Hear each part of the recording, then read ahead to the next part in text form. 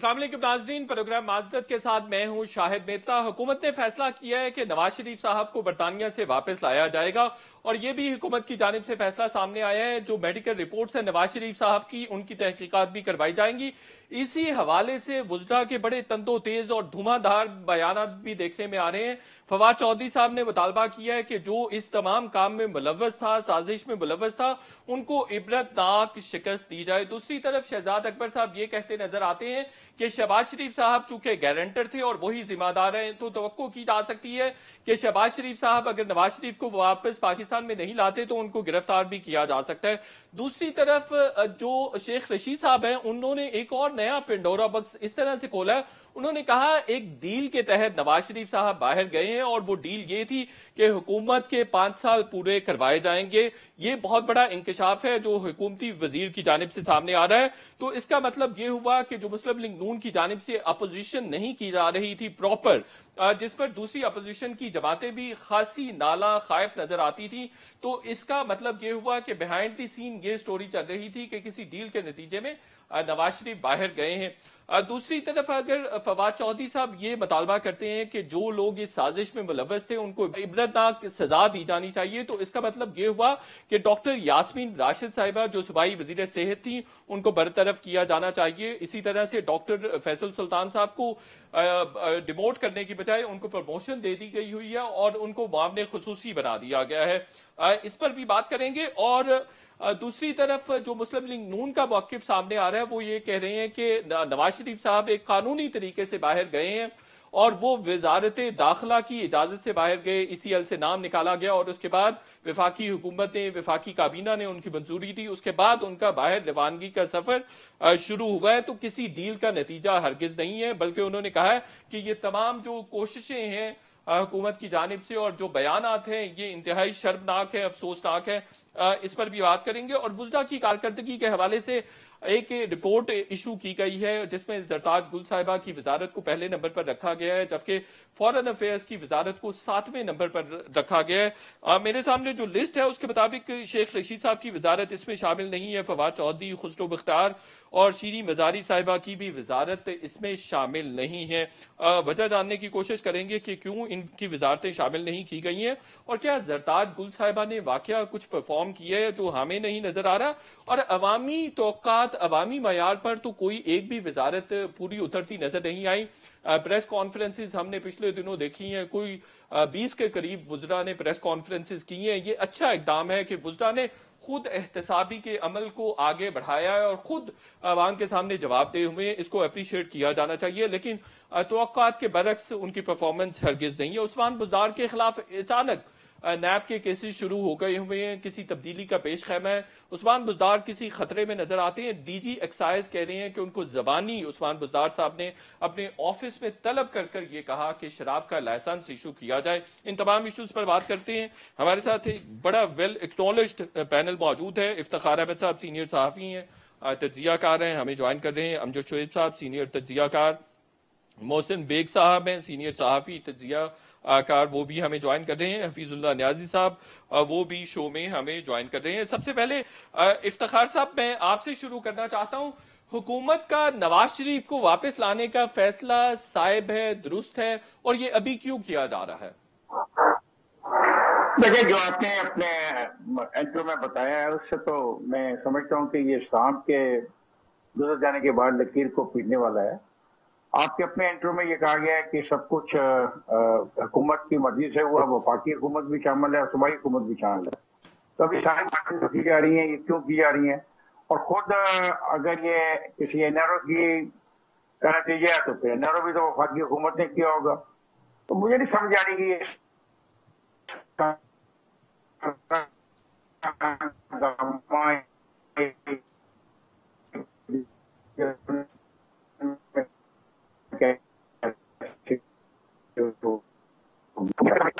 करीब जेलों में होगी और इनमें से काफी लोग जस्ट क्वालिफाई करार दे दिए जाएंगे अगले 4-5 महीनों में मुकदमा चलने के बाद। और ऐसे ही अपना मैं देख रहा हूँ पाकिस्तान पार्टी की जो सबसे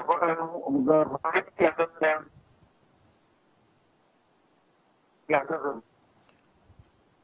जी इफ्तिखार साहब आपकी आवाज आ रही है, फरमाइए। करेंगे किसानों का, क्योंकि एमडीओ जब लगाया गया माही में उसके बाद इंतखाबात फिर नहीं हुए थे। बिल्कुल सही है, बिल्कुल सही है। अमजद शुएब साहब, ये हुकूमत का अब जो वावेला करना ये मुनासिब है, दुरुस्त है, और अब क्यों किया जा रहा है? अपना जो वोट बैंक है या जो नैरेटिव था उसको इंटैक्ट करने की कोशिश पीटीआई की जानिब से की जा रही है। बिस्मिल्लाहिर्रहमानिर्रहीम। देखिए, पीटीआई ने जो भी प्रोसेस किया वो अदालत के थ्रू हुआ और अदालत ने उनको 8 हफ्ते के लिए भेजा और तय ये पाया कि वहां से वो अपने रिजल्ट्स वगैरह जो है वो भिजवाते रहेंगे अपने टेस्ट वगैरह के। वो मुझे आइडिया नहीं कि उन्होंने कितने भेजे या नहीं भेजे। अब बात यह है कि अगर कोई ऐसी चीज है जो हुकूमत समझती है तो हुकूमत को अदालत में जाना चाहिए पहले, ताकि अदालत से रजू करके वो ये ऑर्डर दे कि वाकई जो जिन बुनियादों पे मियां साहब को बाहर भेजा गया था वो बुनियादें खत्म हो गई या वो वायलेट की जा रही हैं, लिहाजा उनको वापस लाया जाए। पहली बात तो ये है, क्योंकि वो अदालत ने जो कंडीशंस रखी थी उसका अदालत फैसला करेगी कि वो वाकई वायलेट हुई हैं या नहीं हुई। अगर वो रेगुलरली अपना दे रहे हैं मेडिकल रिपोर्ट्स वगैरह और मेडिकल रिपोर्ट्स में ये लिखा है कि अभी वो ट्रेवल नहीं कर सकते, तो फिर आपको अदालत ने जो कंडीशन रखी उसके तहत उनको मंगवाने का हक नहीं पहुंचता। तो पहला किस्सा तो ये है कि ये अदालत से करें। दूसरी बात ये है कि अगर वो ठीक हैं या अगर वो रिपोर्ट्स वगैरह नहीं दे रहे तो ये मियां साहब की अपनी अखलाकी जिम्मेदारी थी कि वो वापस आते, और अगर वो नहीं आते तो हुकूमत को चाहिए कि फिर भी अदालत में जाके तो जो गारंटर्स हैं उनका पीछा करें। तीसरी सिचुएशन जो डेवलप होती नजर आ रही है वो ये है कि मेरा अपना ख्याल है कि उनका केस क्या इस्लामाबाद हाईकोर्ट में खुल गया है और वो अभी 1 सितंबर से उसकी हियरिंग वगैरह शुरू हो जाएगी, जिसके तहत वो सजा काट रहे थे। और अगर वो केस सजा खत्म हो जाती है जो लगता है तो वो वैसे खैरियत से वापस आ जाएंगे। अमजद तो शुएब मेरा ख्याल है साहब, कि ये अभी फरमाइएगा कि जो हुकूमत की जानिब से कहा जा रहा है, वजीर की जानिब से शेख रशीद ने कहा है कि ये डील के नतीजे में नवाज शरीफ साहब बाहर गए हैं, कोई ऐसी डील आपको नजर आती है? मुझे तो नजर नहीं आती, क्योंकि जब अदालत के प्रोसेस से गए हैं तो फिर ये अज्यूम किया जाए कि अदालत डील का हिस्सा थी, जो कि मैं इस चीज को इंडोर्स करने को तैयार नहीं। बिल्कुल सही है कि एक शख्स अदालत के प्रोसेस के थ्रू जाता है और ये कहा जाए कि जो डील हुआ उसमें अदालत भी शामिल हो गई, तो वो मुनासिब नहीं लगता। तो मैं शेख रशीद साहब की बातों को बहुत सीरियसली नहीं लेता, क्योंकि वो शायद कोई ना कोई आके मीडिया में शगुफा छोड़ते हैं, लेकिन मैंने तो नहीं देखा कि उनकी जो कई भी बातें हैं वो कभी सही साबित हुई हैं या उसके ऊपर कोई ऐसा अमल हुआ। हफीजुल्लाह नियाज़ साहब, ये फरमाइएगा, हुकूमत नवाज शरीफ साहब को वतन वापस लाने में कामयाब हो सकेगी या सिर्फ महज सियासत कर रही है?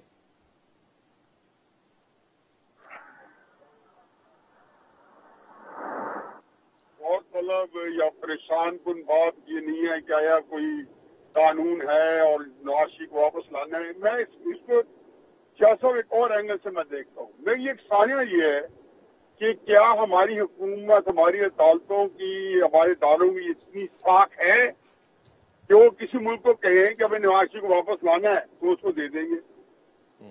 हमारी अदालतों ने हाफिज सईद साहब को बरी किया हुआ है। हमने उनको जो है ना कि कोई हमारी अदालतों की बात मानता नहीं है, उनको हमने जेलों में डाला हुआ है। हमारी अदालतों ने अल्ताफ हुसैन को मर्डर, एक्सटॉर्शन और फिर ये जो इमरान फारूक कत्ल केस के अंदर तो गवाहों की जरूरत ही नहीं है। अब उसमें आप ये देखें कि उसको अल्ताफ हुसैन को लाने के लिए हमारी 20 साल मेहनत शाखा है और पूरी दुनिया को पता है कि हार्ड को क्रिमिनल है पाकिस्तान के अंदर। लेकिन आपकी बात या आपकी को कोई बंदा डर को इतना नहीं समझता। तो मैं दूसरी बात यह है कि ये हुकूमत एक मिजाहिया हुकूमत है। एक होता है सेटायर, एक होता है असली चीज, एक होता है उसका सेटायर। ये पाकिस्तान में हमने हाथा की गंदी अच्छी हुकूमतें देखी है, सेटायर नहीं देखा। ये एक सेटायर चल रहा है और आपने खुद ये डिस्कस किया अपने उसमें कि आप नवाज शरीफ साहब को तो जिसको कहना चाहिए वो जेल में अभी वो हॉस्पिटल में पहुंचे नहीं है, तो उनको बैर बिठाने के लिए नारे लगते रहे हैं। कई शासक कोई प्रोग्राम आज का मुकम्मल ही नहीं हो सकता। जिस तरह की चीजें चल रही है ना, अजीबो गरीब, आदमी एक एक सिरे को डिस्कस करे तो एक जिसको कहना चाहिए कि होश रबाद आफताने हैं कि आप ये बताएं कि आप इतनी उसको जब दिल जमाई से भेजना चाहते थे, रीजन कुछ भी है, वो भी बीमार थे, आपकी कोई मजबूरी थी, कहीं पे किसी लेवल पे जो है ये तय हुआ जो इमरान खान से ऊपर ही कई कुव्वतें हैं, वहां पे तय हुआ कि वहां इनको जाना चाहिए बाहर। उसके बाद आपको क्या जरूरत पड़ी है कि आपको मजीद दलील ख्वार करें? इसाक डार को तो वापस ला नहीं सके, आपने आशिफ को जल लाएंगे, वो भी इंसान थे जिनके कहने के ऊपर आपने 2007 के अंदर एनआरओ दे दिए। वो तो आप कहते हैं कि जी वो एनआरओ जो है ना अमेरिकन ने करा दिया, फलाने करा दिया, उनका प्रेशर आ गया। आप किसका प्रेशर ले सकते हैं? आपकी अदालतों ने यह भी रिकॉर्डिंग और रेंटल पावर के अंदर कोई फैसले किए, उठा के इंटरनेशनल कोर्ट ने आपको बड़ी 4-5-6 बिलियन ठोक दिए। आपके पास जो क्या कहते जाहिर अफसर नपायर अफसर, क्या है? तो हफीजुल्लाह नियाज़ साहब, आपको नहीं लगता कि वो वापस आ सकेंगी या हुकूमत ला सकती है? कुछ नहीं, मैं कहता हूँ मिजाइया प्रोग्राम है, मिजाइया प्रोग्राम है, बिल्कुल सही। एक आखिरी बात सुनने शाह साहब, इस मुल्क के अंदर जो निजाम राइट है ना, जो आर्टिकल 10A को खुदा के वास्ते बार बार डिस्प्ले किया करें, जो बड़ा बेचारा जख्म खुदा आइन जिसके हम हलफ उठाते हैं और बार बार हमें उसको से बातें उसकी डिंग उड़ाते हैं, तो आर्टिकल 10A को पढ़ लेना। मैं कहूँ शरण जायज है इस मैदान अदल से भाग के लाना। बिल्कुल सही है, बिल्कुल ठीक है, ठीक है। शरण जायज है। आप एक बंदे को उठा के इस तरह इकतबाई करे, कानून आपने ताकतवर के लिए एक बनाए हो, कमजोर जो निहत्ता हो उसके लिए अलग बनाए हो। बिल्कुल सही कह रहे हैं, निहत्ते आदमी के लिए यहाँ कानून मुख्तलिफ है और ताकतवर के लिए मुख्तलिफ है। इसी बेसिस पर तहरीक इंसाफ हुकूमत में भी आई थी। हफीजुल्लाह नियाज़ साहब, दोबारा भी आपकी तरफ आता हूँ। मोहसिन बेग साहब, ये फरमाइएगा कि जो डील की बात की है शेख रशीद साहब ने, आसार तो ऐसे ही नजर आते हैं कि मुस्लिम लीग नून मुसलसल अपोजिशन को डिच कर रही है। आपको भी कहीं डील नजर आती है नवाज शरीफ साहब की रवानगी में? शुक्रिया। शायद बेसिकली इसको डील कह लें, लेकिन कुछ ना कुछ अरेंजमेंट ऐसे थे जिसके तहत मियां साहब लंदन इलाज के लिए गए। उस सारी चीजों को जब स्टेज किया गया तो उसके पीछे नेचुरली कोई डायरेक्शन देने वाले लोग थे जिन्होंने सारा ये काम किया। इसमें बहुत से लोग इन्वॉल्व हैं। मैं शेख रशीद साहब की बातों पे तो नहीं जाता, लेकिन बज़ाहिर किसी अंडरस्टैंडिंग के तहत ही मियां साहब बाहर गए थे। और जो बज़ाहिर शहबाज शरीफ साहब का behaviour as a opposition leader कौमी असम्बली में, या उन्होंने जैसे अपोजिशन बाकी पार्टियों से बिहेवियर रखा, तो उससे लगता है कि कोई ना कोई अंडरस्टैंडिंग थी। अदरवाइज ये कैसे हो सकता है कि आपके ऊपर सारे नैब के केसेस बना दिए जाएं? आपका बेटा भी अंदर है, एक बेटा मफरूर है, दामाद भी मफरूर है, और आप कोई काम ऐसा जो गवर्नमेंट को चैलेंज कर सके आप नहीं करना चाह रहे। तो लगता तो यही है कि कोई अंडरस्टैंडिंग थी और जो मौजूद है। अब अगर मियां साहब ने एक आध स्टेटमेंट या अपनी बेटी से या मौलाना फजलुर रहमान से बात की है और थोड़े से पॉलिटिशियंस को जो अपोजिशन पार्टीज हैं उनको अगर वो एक्टिव करना चाह रहे हैं, तो उससे शायद गवर्नमेंट को ये लगा कि हम काउंटर अटैक करें। और ये जो उन्होंने प्रेस कॉन्फ्रेंस की कि हम वापस लाएंगे, मैं सब दोस्तों से एग्री हूँ, वापस लाना इस गवर्नमेंट के बस का काम नहीं है। बहुत मुश्किल होगा इनके लिए कि अगर वो नवाज शरीफ साहब को लंदन से वापस लेके आ सकें। हाँ, उनकी अपील लगी हुई है, उनके केसेस जैसे जनरल साहब ने फरमाया बिल्कुल वो हैं। अगर कोर्ट कोई ऐसे ऑर्डर्स कर देती है जिस ऑर्डर्स को लेके ये जाके किसी इंटरपोल को या किसी और अथॉरिटी को लंदन में इन्वॉल्व कर सके, लेकिन ये एक लंबा प्रोसेस है। और ये ऐसा नहीं है कि आप यहाँ से रिक्वेस्ट करेंगे और अगली फ्लाइट पे वो आपको नवाज शरीफ साहब को जहाज पे चढ़ा देंगे कि आप वापस चले जाएं। और इनको जिन लोगों ने वो अंडरस्टैंडिंग पैदा की थी, मेरा नहीं ख्याल कि उनके बगैर के हुए आप उनको वापस ला सकते हैं। हाँ, अगर उनकी मर्जी शामिल हुई तब भी मुश्किल होगा। तो मकसद ये है कि खामखा लोगों को गुमराह करना, एक स्टेटमेंट ऐसी दे के, और इन बेचारों के पास और प्रेस कॉन्फ्रेंस करने के अलावा कोई और चीज है नहीं। आप देखिए 2-2 घंटे, 2.5 घंटे, 3-3 घंटे की प्रेस कॉन्फ्रेंसेज है, बताने के लिए और कुछ नहीं है। और ये सेट करता है ये बताते हैं ये चीज आपकी कि इनकी अपनी चीजें बताने के लिए एक ट्रेंड डिवर्ट कर लेते हैं। बिल्कुल सही है। फर्टाइल एफर्ट्स हैं जो भी नवाज शरीफ के हवाले से गवर्नमेंट प्लेज कर रही है उसको नहीं करना चाहिए। छोटा सा ब्रेक लेना है मुझे और ब्रेक के बाद गुफ्तगू का सिलसिला जारी रखेंगे। छोटा सा ब्रेक लेते हैं।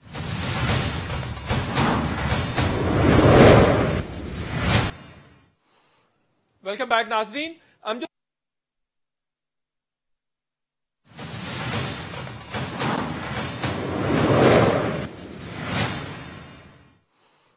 वेलकम बैक नाजरीन। अमजद शुएब साहब, जैसा शहजाद अकबर कह रहे हैं तो शहबाज शरीफ साहब को गिरफ्तार भी किया जा सकता है, वो नवाज शरीफ के गारंटर थे। देखिए, अगर ये सीरियस हैं तो यही करीब तरीन इनके हाथ में अगर कोई चीज है तो वो यही कुछ कर सकते हैं, इसके अलावा नहीं। मैं आपको बड़ा वाज़ेह बताऊं, बरतानिया में MI6 कंट्रोल करती है जहां जहां जिस आदमी की उनको जरूरत होती है, वो समझते हैं कि उसको अपने राइट साइड पे रखना है, वो कभी उस शख्स तक आपको पहुंचने नहीं देंगे। आप बक्सों के बक्से भर के, जैसे भी हफीजुल्लाह बात कर रहे थे, उन्होंने भी बताया और वो रेफरेंस दे रहे थे अल्ताफ हुसैन का। अल्ताफ हुसैन से बड़ा क्रिमिनल कौन है? और इमरान खान बक्सों के बक्से भर के उसके लेके गए यहां से, तो वो नहीं। और अभी उसका लिंक अनवर ने भी बताया कि जनाब वो भारत से पैसे ले लेके इसको देते रहे हैं। ये सारी चीजें हैं। कराची में तूफान उसने बचाया, लेकिन अब मियां साहब हैं, इनकी जायदादें वहां पे हैं। बरतानिया को पता है कि ये उनके लिए बड़े कारआमद आदमी हैं। ये हो नहीं सकता कि वो जायदादें अपनी छोड़ के तो यहां से कहीं और चले जाएंगे। ये जिस को वहां पे अपनी जन्नत बसानी होती है, वो उसके बाद उसके लिए ये बड़ी प्रॉब्लम होती है कि उसको सब्जुगेट कर लिया जाता है वहां पे, और कभी MI6 उन लोगों को आपको उन लोगों तक नहीं पहुंचने देगी। तो आप कह तो रहे ये हैं कि चैप्टर MI6 बिल्कुल नवाज शरीफ साहब को भी पाकिस्तान नहीं देगी, पाकिस्तान नहीं आने देगी? कभी भी नहीं, कभी नहीं। ये देखिए, ये जितने भी लोगों को वापस करना होता है वो बेशक वहां पे कुछ भी ना कर रहा, वो ये नहीं कि वो वहां पे इंटेलिजेंस से कॉपरेट कर रहे हैं, ये कुछ ऐसी बात नहीं। इंटेलिजेंस जो है वो रखती है कि ये किसी वक्त भी कारआमद हो सकते हैं, लिहाजा वो कभी भी आपकी रसाई वहां तक तो नहीं पहुंच। नवाज शरीफ को MI6 ने बरतानिया में रखा हुआ है?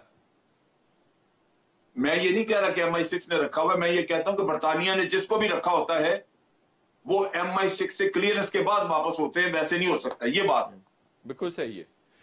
तो ये बरतानिया के MI6 जो मफाद में है कि कि नवाज आपको शरीफ साहब आप बरतानिया में रहे। रखिए, बरतानिया में जो भी जाके रहते हैं, आप देखिए कि ये जो ये विकी लीक्स वाला जो था आदमी, उसको एम्बेसी से अंदर से जाके पकड़ा बरतानिया ने, क्योंकि अमेरिका ने कहा हवाले करें जी। वो जाके उसको फिर मुल्क बदर किया गया। यहां पे ये काम सिर्फ और सिर्फ इंटेलिजेंस जो है वो अगर क्लियर करे तो बंदा बाहर निकल सकता है, वरना नहीं जाने देंगे। बिल्कुल सही। तो ये जरूरी नहीं है कि अब इसहाक डार है वहां पे, इसहाक डार को इंटेलिजेंस के लिए तो काम नहीं ना कर रहे, लेकिन ये है कि वो वहां से कभी भी क्लियरेंस उसको नहीं होगी। वो कोई भी आप हाथ पैर जोड़ते नहीं, आपको नहीं देंगे कभी। बिल्कुल ठीक है। तो अदालतों का चक्कर है। लेकिन दूसरी तरफ ये है कि मियां साहब का यहाँ पे जब जैसे ही खत्म हुआ, वो इंशाल्लाह आ जाएंगे, तशरीफ लाएंगे। अभी तो मसला यही है ना कि अगर यहाँ आए तो आप उनको जेल में डाल देंगे। तो जो अदालत ने केस अभी खोला है, इतने अरसे से जो सरखाने में पड़ा हुआ था, वो अचानक याद आ गया कि नहीं खोलने का काम। और जब ये शोर मचा है कि इनको तो आप एक्सपेक्ट करते हैं कि नवाज शरीफ साहब अगले कुछ दिनों में वापस आ जाएंगे? मेरा ख्याल है कि अगले कुछ वक्त में ये केस ही खत्म हो जाएगा, तो आएंगे, क्यों नहीं आएंगे। बिल्कुल सही है। हफीजुल्लाह नियाज़ साहब, नवाज शरीफ साहब की सियासत यहाँ है, सारी जायदाद भी यहाँ पर है, तो उनको आना चाहिए, अपनी पार्टी को लीड करना चाहिए, वो वहां पर बैठे हुए हैं। देखिए जी, ये बड़ी कॉम्प्लेक्स सिचुएशन है।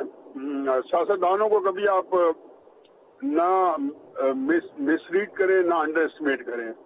वो फैसले जो है ना, वो स्पार ऑफ द मोमेंट में या उस वक्त की जो कंपल्शन है या उस वक्त की जो जरूरत है या उस वक्त उनकी अगर सुबकी हो रही है तो उसमें नहीं देखते। कुछ ना कुछ उनको यही पता होता है कि लॉन्ग रन पे कौन सा सियासतदान जो है ना उनको कैसे सूट करता है, क्या नहीं करता, उनको कौन सी उनको जो पॉलिसी से लॉन्ग टर्म पे शूट करते, कौन सी नहीं। मैं थोड़ा सा इसमें इसको फिर इसे थोड़े से दो बातें करूंगा, लेकिन उससे पहले जनरल साहब जो फरमा रहे हैं ना, मैं तो उनकी बात से पूरा मुतफिक हूँ। ये बिल्कुल सही है कि अल्ताफ हुसैन MI6 भी और फिर रॉ का भी, किसको नहीं पता कि रॉ ने वहां पे जाके अब तो सारी चीजें जो है ना, हर जिसको कहने के आम बंदे को भी पता है कि क्या है क्या नहीं है। लेकिन ये मैं बिल्कुल उससे जैसा थोड़ा सा डिसएग्री करता हूँ। हालांकि मेरा यकीनन मैं उनको बड़े हाई स्टीम में रखता हूँ, ये ग्रेट मैन। मैं उसमें इतना डिसएग्री करता हूँ कि बरतानिया में एक भी मैंने नहीं देखा कि वहां से बंदे को निकाला गया हो। अभी आप देखा अमेरिका को चाहिए उस वाला राज वाला जो पाकिस्तानी जो के थूक लगाएगी है, इमरान खान के जारेदार नकवी, जैसे बताया कि जो कॉन्टेक्स्ट अपने बेस्ट बताया उसमें इमरान खान का नाम दिया और वो कितना सारे कुर्सियां मुकम्मल हो गए। बरतानिया हुकूमत भी देना चाहती है लेकिन वो नहीं दे पा रही। MI6 का जो है असर सूट तो इतना होता है कि पाकिस्तानी गवर्नमेंट में जनसा भी पता है, चार हुकूमत में बैठे हैं, इमरान खान की हुकूमत में MI6 भी बैठी है, ये भी बैठी है और बिल्कुल डंके की अच्छा, तो कौन लोग बैठे हुए इमरान खान की हुकूमत में जो MI6 के हैं? नहीं, वो पता है, उसको वो ऐसी बात चब्बी की बात भी है। ये हर हुकूमत के अंदर उन्होंने जनरल साहब से पूछ लेते हैं आपकी इजाजत से। जनरल अमजद शोएब साहब, MI6 के लोग इमरान खान साहब की काबीना में बैठे हुए हैं? मुझे इसका पता नहीं, लेकिन MI6 एक जबरदस्त इंटेलिजेंस एजेंसी है। वो हर आदमी को जो इस तरह के जिनके ऊपर एलिगेशन होती हैं, जिनके कानूनी मसले हैं, जिनको डर होता है कि उनको वापस न भेज दिया जाए, उनको वो अपना एसेट समझते हैं। वो वक्ती तौर पर बेशक उनके लिए कुछ भी न कर रहे हो, लेकिन उनको एक्सप्लॉइट करना उनके लिए बड़ा आसान होता है, लिहाजा उनको एसेट समझते हैं, वो उनको रखते हैं। वो कभी भी जिस आदमी को ऊपर एलिगेशन होंगी उसको सवाल ही पैदा नहीं होता कि कभी हवाले करें। बिल्कुल सही है, क्योंकि उनको जरूरत पड़ जाए तो वो काम आएगा, उनके काम आएगा, एसेट है उनके लिए। ठीक हो, लेकिन बैठा है। मोहसिन बेग साहब ये फरमाइएगा, नवाज शरीफ साहब इलाज के लिए गए थे, आज 9 महीने हो गए, इलाज की तो कोई एक भी रमक हमें नजर नहीं आ रही, तो कोई ना ही मेडिकल रिपोर्ट्स उनकी सेटिस्फाई कर सकी हैं। तो मुस्लिम लीग नून की सियासत अदरवाइज भी तजादात का शिकार नजर आती है, वापस क्यों नहीं आते? वैसे तो इस सवाल का तो खैर शाहिद साहब कोई जवाब ही नहीं है। वो गए इसलिए नहीं थे कि वो वापस फिर आए और 2 महीने बाद या 8 हफ्तों बाद फिर आके जेल में चले जाएं। बेसिकली जो भी अरेंजमेंट हुए थे वो उसी के तहत गए, वो वहां पे हैं। रिपोर्ट्स तो तब आएंगे अगर कोई बीमारी हो। मैं समझता हूँ कि वो सेहतमंद है और अल्लाह उनको सेहत ही दे। मैं तो बीमारी पे इससे ज्यादा कोई बात नहीं करना चाहता, लेकिन जो वो समझते हैं, देखिए आप पहले भी जब वो सऊदी अरब गए थे और उन्होंने कहा था कोई डील नहीं, उनका पहला इंटरव्यू भी मैंने ही किया था पूरी दुनिया के लिए। मकसद ये है कि उन्होंने कहा था कोई डील नहीं है, लेकिन बाद में वो 6 दस्तखत और फिंगर प्रिंट्स भी आ गए।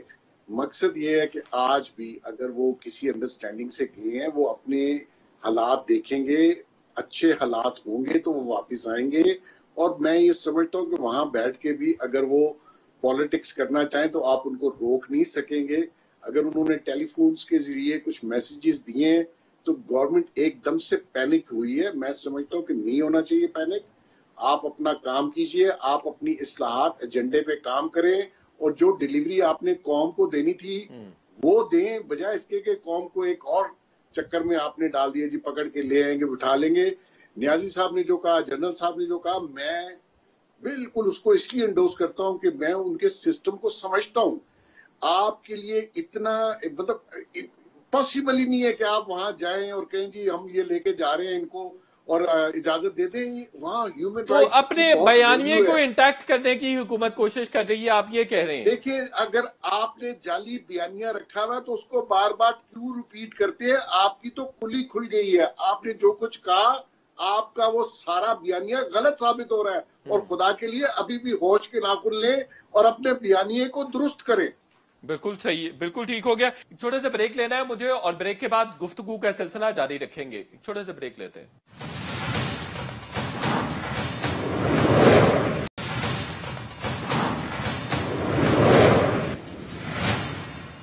वेलकम बैक नाजरीन। इफ्तिखार साहब, तमाम वुज़रा की जो कारकर्दगी है उसके हवाले से प्राइम मिनिस्टर का एक परफॉर्मेंस डिलीवरी यूनिट है, उसकी जानिब से इशू की गई है और सबसे पहले नंबर पर वजारत माहौलियाती तब्दीली को लाया गया है और कहा गया है कि उनकी परफॉर्मेंस बड़ी अच्छी है। वो आपने वजाहत भी कर दी, लेकिन फवाद चौधरी साहब, शीरी मजारी साहिबा ये बड़ी बूस्टिंग भी करते रहे अपनी परफॉर्मेंस के हवाले से, इनका नाम शामिल नहीं है। पहली बात है कि जिस खातून की वजारत को उन्होंने पहली प्रेफरेंस दी है ये बहुत बहुत गलत चीज है। और जो बात कर रहे हैं मोहसिन बेग साहब, ये उससे उसको मैं उसी का एक एक्सटेंशन है मेरा जो एक्सप्रेशन है। देखिए, जब आप 5 सालों में 10 अरब दरख्त लगाने वाली खातून को शाबाश देते हैं और उसको शेरी मजारी जैसी जो एक मैच्योर पॉलिटिकल वर्कर और पॉलिटिकल लीडर है फवाद चौधरी से आप लाख इख्तलाफ करें कि is a seasoned political worker, जी उसकी वजारतों से ऊपर जाके बिठाते हैं, तो फिर मेरा इस सवाल का है कि 10 अरब होता कितना है, उसके साथ सिफर कितने लगते हैं, और उसको आपने 5 साल के दिनों पर ही परफॉर्म करना है ना। तो अगर मैं 365 दिन भी शामिल करूं और इसमें मैं जो संडेज है 52 के करीब वो ना शामिल करूं, इसमें जो अपना गैजेटेड हॉलीडेज है उनको भी निकाल दूं, तो तब भी इनको 5 लाख दरख्त रोज लगाने हैं। तो 2 साल तो ये गुजारा है, तो 2 साल का जो अरसा है उसमें कितने दिन थे, और 5 लाख दरख्त रोज के हिसाब से जरूर देकर देख लें। अगर तो वो परफॉर्मेंस हो गई है तो फिर बिल्कुल शाबाश है, और अगर ये सारी परफॉर्मेंस मीडिया की मरून मिन्नत है, सोशल मीडिया की मरून मिन्नत है, तो फिर ये बहुत अफसोसनाक तरीका कार होगा कि इमरान अपने उन दोस्तों को भी नाराज कर रहा है जो उसके बहुत करीबी हैं और जो हकीकत में सियासी वर्कर हैं और सियासी लीडर हैं और पाकिस्तान की सियासत की कुछ सूझबूझ रखते हैं। वो ये नहीं कहते कि अपना अगस्त के अंदर जवाहरलाल का जो त्यारा गिर गया था वो जवाहरलाल की मौत की वजह बना ही उनकी सालगिरह का दिन है, ऐसी बातें नहीं करते। वो ऐसे नहीं कहते कि अपना अपने ज्यादा बारिशें होती हैं तो ये रहमत की वजह बनती है जबकि गंदम वाली तैयार हो, वो ऐसी बातें नहीं करते हैं। तो अगर उन लोगों को आपने पाकिस्तान के अंदर एक जो पता नहीं क्या नाम लिया आपने किसी को वो चेक करने वाले अथॉरिटी का, अगर उस अथॉरिटी ने उनको अगर टॉप पे रखना है तो ये भी बहुत नुमाइंदगी है कि इतनी गैर जिम्मेदाराना गुफ्तगू करने वाले उनकी गैर जिम्मेदाराना परफॉर्मेंस देने वालों को अगर आप टॉप पर रख रहे हैं तो बाकी जो प्रोफेशनल लोग हैं आपके साथ जो परफॉर्म भी कर रहे हैं, जो आपकी गलत पॉलिसियों को पॉजिटिवली डिफेंड भी कर रहे हैं और कोशिश कर रहे हैं कि आपको मुश्किल से बचाएं, वो फिर पहुंच जाएंगे। बिल्कुल सही है। जनरल अमजद शुएब साहब, ये शाह महमूद कुरैशी की जो परफॉर्मेंस है वो 7वें नंबर पर है। आपको लग रहा है कुरैशी साहब को मुसलसल टारगेट किया जा रहा है चूंकि ये प्राइम मिनिस्टर ऑफिस की रैंकिंग है? देखिए, पहली बात तो ये कि ये मुझे कोई अंदाजा नहीं कि क्राइटेरिया क्या था। आप जब करते हैं इनकी ग्रेडिंग करते हैं या इनकी पोजीशनिंग करते हैं कि नंबर 1 कौन 2 कौन, तो वो आप लाजमन कोई मायार सेट करते हैं कि ये चीजें चेक की जाएंगी, इसके इतने मार्क्स होंगे, इसके इतने मार्क्स होंगे। सो सिस्टम का तो हमें कोई अंदाजा नहीं है कि उन्होंने किस तरह वर्किंग की है, और वो सामने हो तो आदमी कह सकता है कि क्या। लेकिन जहां तक शाह महमूद कुरैशी साहब का ताल्लुक है, मैं शीरी मदारी साहब ने जो कहा था वो इस लिहाज से तो चले वो आप कह सकते हैं कि गलत है कि जनाब आप पब्लिकली क्यों एक मसला खड़ा कर रहे हैं फॉरेन पॉलिसी के ऊपर, लेकिन जो उन्होंने कहा था वो कहा ठीक था, क्योंकि फॉरेन ऑफिस की जो परफॉर्मेंस है वो बहुत उस लिहाज से बहुत पीछे है। जो उनको अपॉर्चुनिटी मिली थी और जितना कुछ ये कर सकते थे वो नहीं किया। आप अगर उस तकरीर को देखें जो खान साहब ने की थी यूनाइटेड नेशन में, इमरान खान ने, उस तकरीर को आगे आपने अमली जामा पहनाना था, क्या पहनाया गया वो? मैं जब इस बिग चीज बैन का बनाना चाहिए था, बिल्कुल सही है। अच्छा जनरल साहब को भी समझता हूं, देखिए ना, वो टीम का कैप्टन वो है। अगर फॉरेन ऑफिस पीछे है, काम नहीं कर रहा, तो ये इतना अहम काम है कि प्राइम मिनिस्टर क्यों आराम से बैठा हुआ है भाई? बिल्कुल सही है, उनको सैक करना चाहिए। जनरल साहब ये फरमाइएगा, अगले टॉपिक की तरफ आते हैं, 2-3 मिनट रह गए मेरे पास। ये फरमाइएगा कि वज़ीर आज़म का भी फेलियर है। बिल्कुल सही है, वज़ीर आज़म का भी फेलियर। उस्मान बुज़दार साहब के खिलाफ नैब ने अचानक केसेस खोलने शुरू कर दिए हैं। आपको लग रहा है कि उस्मान बुज़दार साहब का वक्त रुखसत आ गया है? अमजद शुएब साहब जल्दी से ब्रीफ सा कमेंट कर दीजिए। देखिए, जहां तक उस्मान बुज़दार का ताल्लुक है, प्राइम मिनिस्टर ने रिसेंटली एक इंटरव्यू दिया और उसमें उन्होंने फिर उसको सपोर्ट किया कि जनाब एक बड़ा मजे का फेस केस है। ये बात प्राइम मिनिस्टर साहब से कोई पूछे कि जनाब आपको क्या जरूरत थी ये कहने की? जब एक केस नैब में चल रहा है तो नैब कहे कि वाकई ये केस जो है ये बिल्कुल ऐसे ही था और हम इस पे माजरत खा हैं, या ये केस जो है इसमें वाकई अचानक आप बात बैठे कैसे कह सकते हैं? तो मुझे तो ये लग रहा है कि प्राइम मिनिस्टर फिर भी उसको डिफेंड कर रहे हैं, जो गलत है, उनको नहीं करना चाहिए। बिल्कुल ठीक हो गया। हफीजुल्लाह नियाज़ साहब, ब्रीफ सा कमेंट कर दीजिए, इमरान खान साहब अभी भी उस्मान बुज़दार को सपोर्ट कर रहे हैं या ये नैब के केसेस हैं, ये बहाना है कि उनको फारिग कर दिया जाए? ब्रीफ कमेंट के लिए तो मेरे पास टाइम है नहीं, लेकिन ये मैं दो बात, एक बात तो ये है कि हम ये बार बार सारी डिस्कस के लिए हमने ये नहीं कहा कि नवाज शरीफ को जब 11 साल कैद जेल की सजा मिली और उसकी बेटी को 8 साल, तो लंदन ही से वापस आ गए थे। 11 साल और गर्मियों की जेल थी, वो जुलाई का महीना था, 13 जुलाई को। तो इसलिए इसको इस तरह नहीं लेना चाहिए जैसे कि हम उसको ले रहे हैं। नंबर 2 बात यह है कि वो जो है ना, वो जो वजीर जस्टिस नंबर 1 है, वो किलर स्माइल जो है, क्या आपका नाम है, सरताज गुल, किलर स्माइल जो है शायद वही क्राइटेरिया हो जो कहते हैं जी प्राइम मिनिस्टर किलर स्माइल है, तो वो बेचारी सादा, इतनी सादा है कि उनको ये भी नहीं पता। बिल्कुल सही है। मोहसिन बेग साहब, ब्रीफ सा कमेंट रिक्वायर्ड है, ये बताइए जो नैब की इंक्वायरीज हैं उस्मान बुज़दार साहब को फारिग करने के लिए खोली गई हैं? मेरे तो शायद मेरे ख्याल में बिल्कुल इंक्वायरीज उसी वजह से खोली गई हैं जिन्होंने खुलवाई हैं वो बहुत अरसे से इमरान साहब को, प्राइम मिनिस्टर को कह रहे हैं कि आप पंजाब में इनको चेंज करें। अब शायद खान साहब मान नहीं रहे थे, उस तरफ से दूसरी तरफ से काम शुरू है। मेरे ख्याल में उस्मान बुज़दार साहब ट्रबल में है। इफ्तिखार साहब घर जा रहे हैं उस्मान बुज़दार साहब कुछ अरसे में? उस्मान बुज़दार साहब घर नहीं जाएंगे, वो यहीं रहेंगे। वो और इमरान खान इकट्ठे अगर गए तो गए, वरना ना इमरान खान जा रहा है ना उस्मान बुज़दार जा रहा है। अभी तो 2023 तक ये इलेक्टेड लोग यहीं पे हैं और यहीं बिल्कुल सही है। इफ्तिखार साहब आपका, अमजद शोएब साहब, हफीजुल्लाह नियाज़ साहब, मोहसिन बेग साहब, आप सबका बहुत बहुत शुक्रिया, आपने अपना कीमती वक्त अनायत किया। कल इंशाअल्लाह फिर आपसे मुलाकात होगी। कल तक के लिए इजाजत, अल्लाह हाफिज।